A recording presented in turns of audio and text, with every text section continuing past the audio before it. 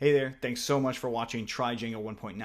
Now, of course, this is called Try Django as in it's an introduction to what you can do with Django. We definitely covered a lot of things, but there's still so much more to go. So I highly encourage that you check out our projects on joincfe.com/projects. There's a lot of things there that you can learn from, even if it's older versions of Django, because we don't always cover the exact same stuff, and we go into depth in other areas sometimes there too.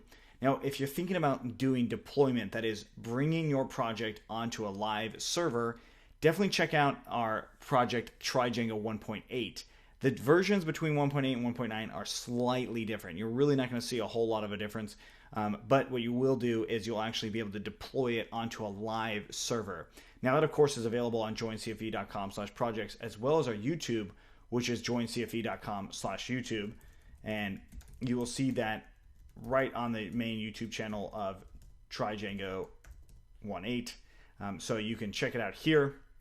And it's towards the end of it, so you could even skip a lot of Try Django 1.8 and just jump into the development part. And I believe it's around like 35 or so as far as the video is concerned. But Try Django 1.8 and then Try Django Launch with Code, those two you're going to learn about other things that we just didn't cover, as well as a little bit more about Bootstrap. So please subscribe on our YouTube channel. We will continuously add content there, but what we're really trying to do is add a lot of content on codingforentrepreneurs.com. That is joincfe.com. We have a ton more content there for you to learn and get better at Django and web development in general.